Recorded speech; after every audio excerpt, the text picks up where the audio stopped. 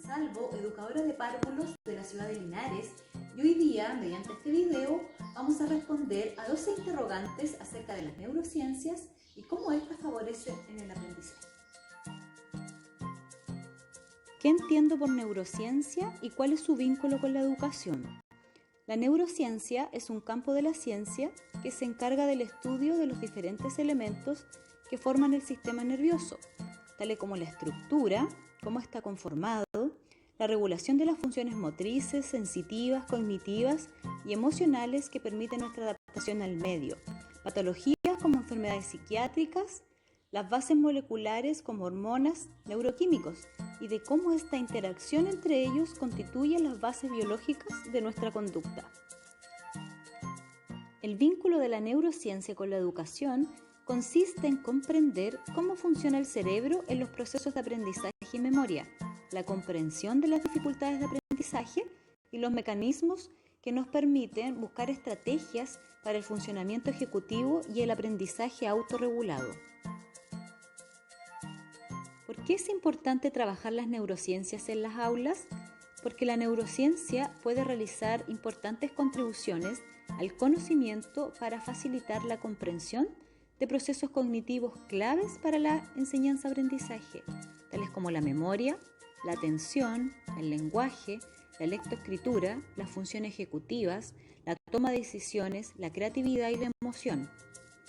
También son importantes para el entendimiento de situaciones de riesgo de aprendizaje y así ofrecer un beneficio para muchísimos niños y niñas. Nos ayuda a comprender qué es el aprendizaje, cómo se produce y cómo se pueden mejorar los procesos en lo individual y en lo social, siendo una herramienta para mejorar la educación. ¿Qué entiendo por plasticidad neuronal y cómo incide en el proceso de aprendizaje? La plasticidad neuronal es la capacidad que tiene el cerebro de formar nuevas conexiones neuronales a través de estímulos que percibe del entorno por medio de los sentidos. En su desarrollo, nuestro cerebro se va esculpiendo, es decir, va cambiando tanto su estructura como su funcionamiento. Incide en el proceso de aprendizaje ya que los nuevos conocimientos y habilidades que adquirimos no son estáticos, sino que están en constante cambio. En otras palabras, aprender es bueno para el cerebro porque genera nuevas conexiones neuronales llamadas sinapsis. ¿Cuáles son los periodos críticos del desarrollo neuronal para el aprendizaje? Los periodos críticos corresponden a una ventana temporal, ya que durante y solo durante esta se pueden adquirir ciertas características, conductas, habilidades o capacidades específicas. En este periodo se produce un incremento masivo y rápido de las neuronas y de sus conexiones que permiten una amplia interacción con el medio ambiente. Esto se traduce en una gran capacidad para adquirir, asimilar, aprender y recuperar información de forma acelerada sin gran esfuerzo. Ejemplo: desde el nacimiento hasta los 5 meses aparecen destrezas como la agudeza visual y auditiva. Entre el primer y octavo mes, la adquisición del lenguaje, pero si se observa que en este periodo el niño o niña no responde a ruidos fuertes, no sigue con la vista las cosas que se mueven, no le sonríe a las personas, etc., puede indicar un posible retraso del desarrollo para su edad. Por lo tanto, los periodos críticos comienzan en momentos precisos durante el transcurso de la infancia y la adolescencia con el fin de establecer o modificar las conexiones entre neuronas que perdurarán durante toda la vida adulta y la vejez. Si un periodo crítico se adelanta o se demora o no termina a su debido tiempo, puede tener consecuencias nefastas de retraso en el desarrollo normal de un niño o niña. ¿Qué procesos cognitivos están presentes en el aprendizaje? La neuroeducación considera como pilares necesarios para la educación los procesos cognitivos como la memoria, la comunicación, la motivación y la atención. ¿Cómo trabajar esos procesos cognitivos desde el aula? La atención se puede trabajar organizando las clases en bloques donde los primeros minutos sean para enseñar los contenidos más complejos, para luego seguir con bloques más pequeños con actividades menos rutinarias. Por ejemplo, estar de pie, fuera de la mesa, en el piso con otro compañero y así poder optimizar la atención. Que el docente se mueva por toda la sala y cambiar el tono de voz atrae la atención del alumno. La novedad y la sorpresa activan nuestro cerebro, por lo tanto mantiene la atención del estudiante. Por otra parte, la memoria se puede trabajar al activar conocimientos previos, recordando permanentemente los conceptos claves de la clase, imaginando lo que leemos, escribir y releer o tomar apuntes, memorizar letras de canciones, poesías, parafraseo de un cuento, trabalenguas, seguir con los pasos de una coreografía, asociar conceptos, fomentar los juegos de mesa. En cuanto a la motivación, la podemos trabajar despertando la curiosidad, hacer más significativo el aprendizaje con elementos de interés de los estudiantes para estimular la motivación intrínseca, que el docente dedique tiempo a cada alumno, mantener altas expectativas y hacer sentir al estudiante que él puede, variar los métodos de enseñanza, fomentar la participación, recurrir al humor y hacer quiebres cognitivos. La comunicación se puede trabajar a través de la expresión corporal y gestual o del lenguaje en sus variadas formas, de las que el oral, si bien es muy importante, no es el único. La comunicación está presente siempre en el aula, en todos los momentos de la clase y en la rutina diaria.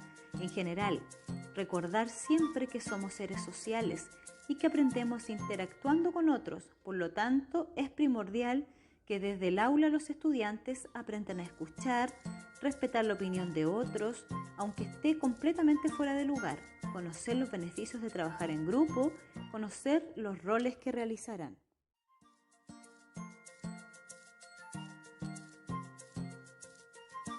¿Qué importancia tiene la memoria en el proceso de aprendizaje? Tiene una gran importancia porque a través de la memoria se puede retener una instrucción o un conjunto de datos y operar con ellos. Es una parte fundamental de las tareas que un estudiante debe realizar para adaptarse a las exigencias de una clase. Favorece además el desempeño en tareas de comprensión lectora, escritura, cálculo y resolución de problemas. Conocer su funcionamiento es la llave a la cognición de nuestros y nuestras estudiantes, porque permite generar estrategias basadas en el funcionamiento de la memoria de trabajo y así hacer más efectivo el proceso de aprendizaje. ¿Cómo afectan las emociones a la memoria y el aprendizaje? Las emociones son la base más importante sobre la que se sustentan todos los procesos de aprendizaje y memoria. Están relacionados con los procesos cognitivos ya que influyen en la atención, la memoria y el razonamiento lógico. Sin emoción no hay curiosidad, no hay atención, no hay aprendizaje, no hay memoria. Así como las emociones positivas como la alegría, cuando las experimentamos prestamos atención a aquellas cosas que van en línea con la alegría que sentimos, las emociones incómodas reducen la atención y la concentración, mientras que las agradables las amplían, haciendo que prestemos más atención a más cosas, lo que aumenta la capacidad para relacionar y asociar elementos diferentes.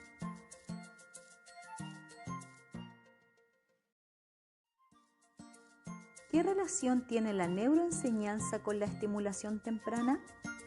Tiene una estrecha relación, ya que la estimulación temprana desarrolla el sistema nervioso, dando al cerebro la estructura necesaria, favoreciendo las conexiones neuronales y la creación de su red, aumentando el número de sinapsis. En la etapa comprendida entre los 0 y 3 años de edad, el cerebro está formando conexiones o sinapsis que se producen con una velocidad y eficiencia que no se repetirá en el resto de la vida y que definirán las habilidades y potencialidades que el niño o niña desarrollará en la edad adulta. Es un periodo crucial para el desarrollo cerebral. Las experiencias que tenga el niño o niña en esta etapa tendrán efectos duraderos en su futura capacidad de aprendizaje. ¿Cómo se explica el vínculo entre el diseño universal para el aprendizaje y la neurociencia? Lo primero es entender que el DUA surge de la investigación de algunos doctores quienes trabajan con estudiantes con discapacidad visual, auditiva, motora y centrándose en el estudiante y sus dificultades. Se dan cuenta que el problema no es el estudiante, que al enfocar la ayuda hacia el estudiante era una forma de perpetuar el aprendizaje de algunos y no de otros. Se hace un cambio paradigmático hacia un enfoque que centrará la atención en el currículum y cómo ese currículum representaba una barrera para el aprendizaje. Entonces, se decide trabajar desde el diseño universal para el aprendizaje, término acuñado desde la arquitectura en el que se cuestiona que el diseño debe ser pensado para todos en cuanto a la infraestructura. Entonces se lleva este diseño hacia el aprendizaje y la primera barrera es el currículum porque está pensado en algunos y no en todos los estudiantes y basa su investigación en las neurociencias que nos dice que cada cerebro es distinto, cada forma de aprender es única, por lo tanto el currículum debe estar pensado para todos. Considera que la neurociencia es fundamental en el estudio de los avances que han ido ocurriendo, que nos van diciendo cómo los enfoques de enseñanza deben ir evolucionando. El DUA aporta 3 grandes principios que nos dice cómo el cerebro aprende, siendo una guía que le permitirá al docente planificar clases para todos los estudiantes, apuntando a los diferentes estilos y ritmos de aprendizaje y la diversidad de estudiantes en un aula. ¿Qué elementos de la neurociencia hay que tener en cuenta para la planificación del aula? Debo tener en cuenta los procesos cognitivos como la atención, la memoria, la motivación y la comunicación, y cómo las emociones influyen en los procesos de aprendizaje. Por tanto, ofrecer un ambiente enriquecido, agradable, acogedor, donde el estudiante se sienta cómodo. Además, tener estrategias para el desarrollo de las funciones ejecutivas y ofrecer experiencias de aprendizaje significativas. ¿Cómo debe ser la evaluación de esas planificaciones? ¿Qué métodos conviene usar? La evaluación debe ser funcional, significativa, global y generalizable. Funcional y global porque nos debe dar información sobre el proceso seguido por el alumno o alumna para ajustar la ayuda pedagógica y mejorar la práctica docente. Significativa y generalizable porque enlaza las actividades y los procesos de enseñanza-aprendizaje del alumno o alumna de forma contextual y a su vez transversal. Los métodos evaluativos pueden ser la evaluación auténtica, en que el estudiante experimenta situaciones auténticas y funcionales en sus contextos cotidianos, considerándolo como sujeto activo. La evaluación conductual permite enfocar la evaluación en conductas observables, o la evaluación de destrezas, que divide una tarea compleja en subtareas más simples y evalúa el desempeño del estudiante en cada subtarea tal como es enseñada. Y la evaluación de portafolio, donde se reúne una selección de trabajos del estudiante que muestre su desarrollo en el tiempo y permita que el alumno contribuya con su propia evaluación.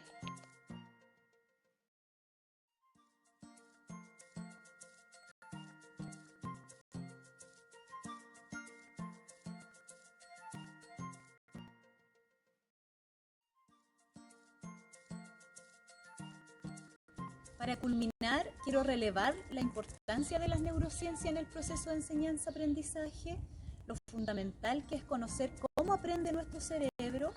Cada cerebro es distinto, cada niño o niña aprende de una manera diferente y debemos ofrecer las oportunidades de aprendizaje considerando la diversidad, la singularidad en un ambiente enriquecido donde los estudiantes sean protagonistas y que al momento de evaluar nos enfoquemos en el proceso y no solo en el resultado, que demos espacio para la autoevaluación, la coevaluación, la heteroevaluación y no olvidar las estrategias para trabajar los procesos cognitivos en nuestras clases y como docentes conocer a nuestros estudiantes, motivarlos, tener altas expectativas, hacerles sentir que ellos pueden, que ellos son capaces y fomentar la participación y, por supuesto, nunca perder la capacidad de estimular la curiosidad, de generar asombro, de sorprender, que logren emocionarse, porque sin emoción no hay aprendizaje.